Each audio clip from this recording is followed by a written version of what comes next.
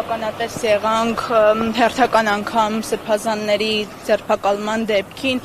նախ ձեր որակումը այս ամենին։ Գիտեք, ես երեկվանից փորձում էի ինքս համար վերլուծել այս իրավիճակը եւ գիտեք, ես կարծում եմ, որ ոչինչ մեր կյանքում չի փոխվել։ Այս իշխանությունները իշխանազավթման պահից սկսած պատերազմ են հայտարարել եւ հիմա գրոհի են անցել ողջ սահմաններով, ողջ ճակատով, եթե համեմատում ենք, պատերազմական դրության հետ, եւ ասեմ, որ ուղղակի պատերազմի ստրատեգիան փոխել են իշխանությունները, հանձինս իրենց ղեկավարի, որովհետեւ այն հարձակումը, որի սկզբանե ինքը պլանավորել էր, հասկացավ, որ բավարար քանակով զորք չունի հավաքագրած, ամեն դեպքում ամեն մեկը չի որ կկարողանա անցնել այդ ամենի միջով ու գնալ օրինակ հարձակվել Սուրբ Էջմիածնի վրա։ Եվ այդ պատճառով ստրատեգիան փոխել է եւ հասկանալի է, որ սրանք ճնշումներ են հենց անձամբ կաթողիկոսի նկատմամբ եւ փորձում է դնել այն իրավիճակում կաթողիկոսին, որպեսզի նա ինքնակամ հեռանա եւ վերջում հասկանալի է ինչ որակումներ ու ինչ մեկնաբանություն է տալու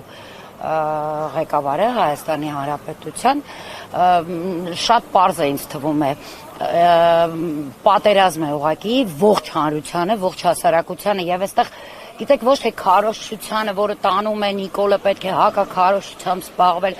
այլ պետք է շատ վառ, այսպես սթափ գնահատել իրավիճակը եւ գործողությունները պետք է բխեն դրանից։ Այսօր անդրադառնալով հայ առաքելական եկեղեցու վրա հարձակմանը, ասաց, որ իր կողմից նման հարձակում չկա, նա չի պատրաստվում հարձակում գործել եւ ասաց, որ հայաստանյան առաքելական Սուրբ եկեղեցու թղթերում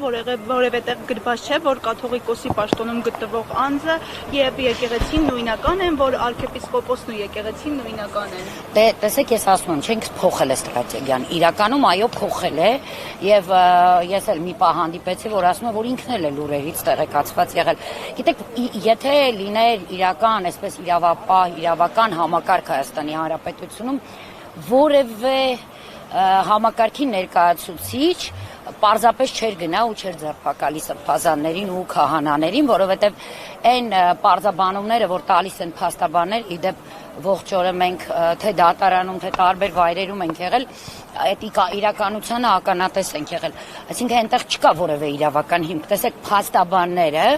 արձանագրում են, որ իրենք իրավաբանություն չեն կարողանում անել, չկա իրավաբանություն այս գործերի մեջ, այսինքն կա հստակ հրահանգ եւ այդ հստակ հրահանգով շարժվում են իրավապահ մարմինները եւ իդեպ ես կարծում եմ, որ որևէ մեկս այլևս պատահականությունների սկզբունքին չենք հավատում, Նիկոլի օրոք պատահականություն է արդյոք, որ բոլոր հոգեվորականներին սկսել է դատել նույն դատավորը օրինակ, չէ։ Սա էլ պատահականություն չէ, արդեն մարդը փորձառություն ունի, գիտի ոնց պետք է մանևրի, ոնց պետք է շինծու գործեր կարի հենց հոգեվորականների վրա,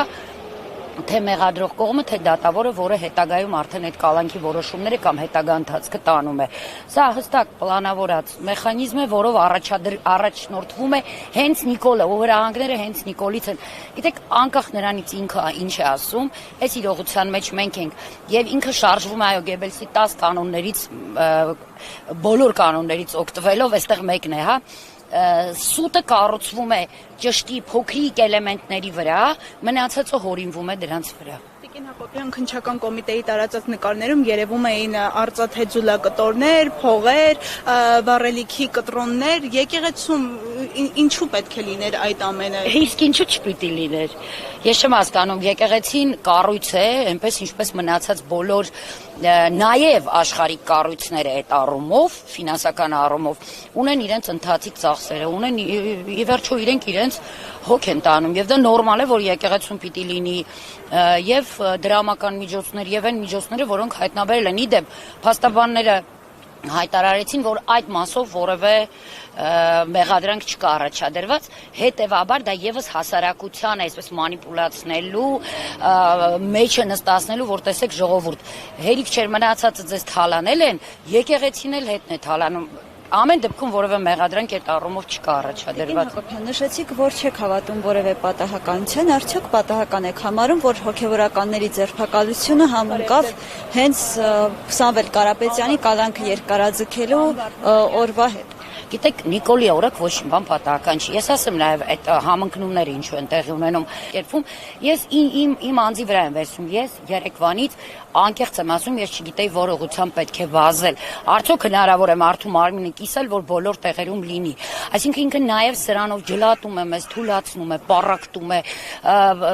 Տեսեք, ինքը իր ողջ ուժերը մոբիլիզացրած ինչ էր կատարվում երեք։ Համատարած լսում ենք Հայաստանում սպանությունների մասին, բայց 54 քննիչ լծված էին կամ ԱԱԾ բոլոր աշխատակիցները լծված էին եկեղեցու դեմ արշավին, հա։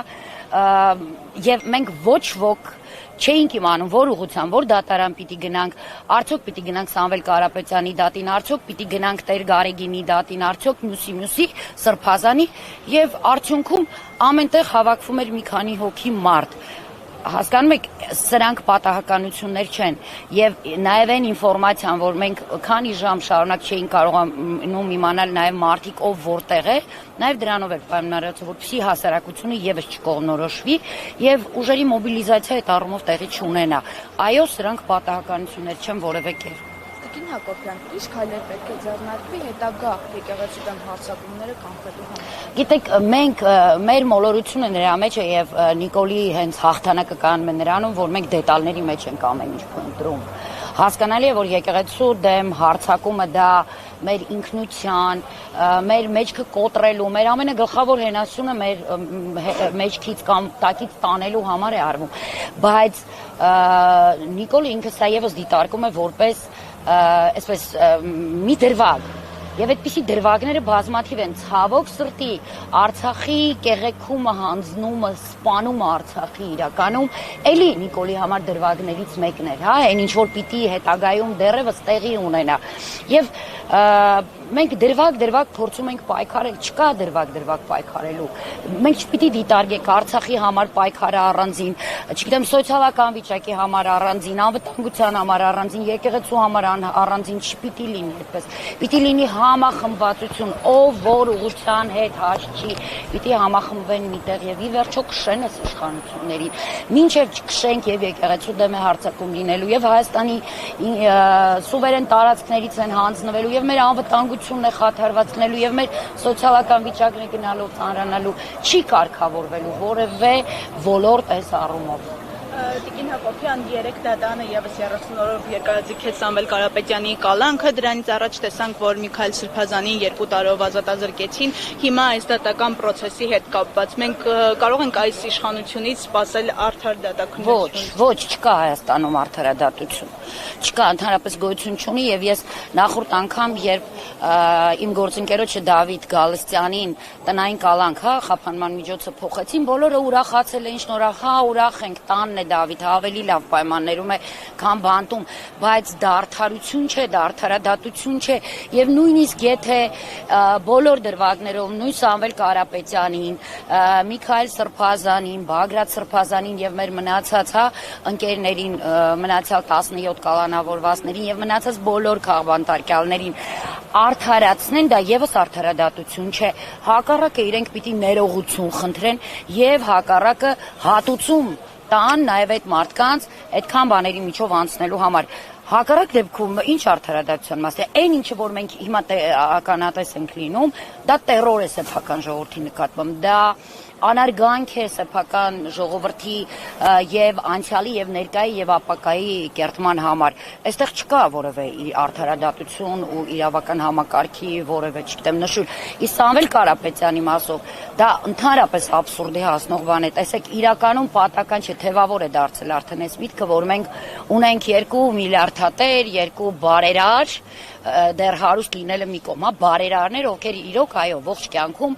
փորձել են օգտակար լինել իրենց ժողովրդին։ Մեկը Ռուբեն Վարդանյանն է այսօր Բաքվի բանտում, նրան դատում է Ալիևը, Սամվել Կարապետյանն է Հայաստանի բանտում, նրան դատում է Նիկոլ Փաշինյանը։ Եվ երկուսի պարագայում էլ դատում են միայն այն բանի համար, որ իրենք ուղղակի անտարբեր չեն անցնում հայ ժողովրդի կողքով, հայրենիքի կողքով, ընդհանրապես իրենց համար հայկականությունը